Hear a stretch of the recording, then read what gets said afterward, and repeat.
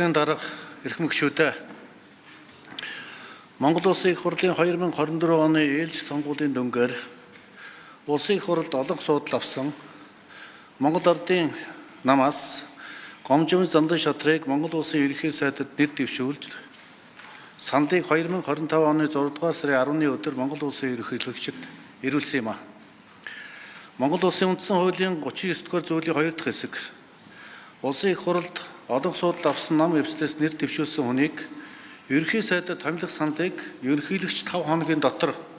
Улсын их хурлд оруулна гэж заасны дагуу Гомжин Зандан шатрыг Монгол Улсын ерөнхий сайдад томилох сандыг Улсын их хурлд танилцуулж байна. Гомжин Зандан шатар нь 1970 онд Баян-Хонгор аймгийн Баазхан суманд төрсөн эхнэр 4 хүүхэдтэй. Тэрээр 1987 онд Улаанбаатар хотын 10 жилийн 77 дугаар дунд сургууль, 1987-аас 1992 онд Оросын холбооны улсын байгалийн эдийн засаг эрх зүйн их сургуульд суралцаж, санхүү эдийн засагч мэргэжлээ эзэмшсэн эдийн засгийн ухааны магистр зэрэгтэй байна.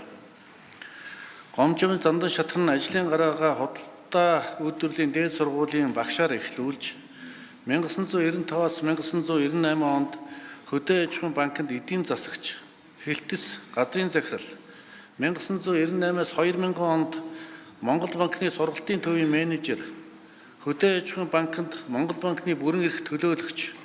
2000-аас 2003 онд Хаан банкны дэд захирал, 2003-аас 2004 онд Монгол улсын хүнс хөдөө аж ахуйн дэд сайд, 2005-аас 2010 онд Монгол Ардын намын дээрх Монголын алсан сүнслэг залуучдын холбооны ерөнхийлөгч, 2004-өөс 2012 онд Монгол Улсын их хурлын гишүүн, 2009-өөс 2012 онд Монгол Улсын гадаад харилцааны сайд, 2012-өөс 2013 онд Монгол Ардын намын ерөнхий нарийн бичгийн дарга, 2013-аас 2015 онд Америкийн нэгдсэн улсын Стэнфордын их сургуулийн хөгжил, ардчлал, хуулийн засаглалын хүрээлэнд судлаач, 2016-аас 2024 онд Монгол Улсын их хурлын гишүүн,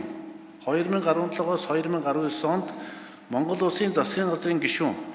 Монгол Улсын сайд, засгийн газрын хэрэглэх газрын дарга, 2019-оос 2024 онд Монгол Улсын их хурлын дарга, 2024 оноос Монгол Улсын ерөнхийлөгчийн тамийн газрын даргаар тус ажилласан байна. Гомжин Зандан шатар нь 1992 оноос хойш эрдэм шинжилгээ, судалгаа, эдийн засаг, гадаад харилцааны чиглэлээр болон төрийн хууль тогтоох болон гүйцэтгэх засаглалын төвшөнд ажилласан төрийн албаны туршлагатай, улс төрийн манлайлал, бодлогын тогтвортой байдлыг ханган ажиллах чадвартай хэмээн үзэж Монгол Улсын ерөнхий сайдад томилуулахаар энэхүү хуулийн дагуу санал оруулж байна. Иймд Гомжин Зандан шатрыг Монгол Улсын ерөнхий сайдаар томилох асуудлыг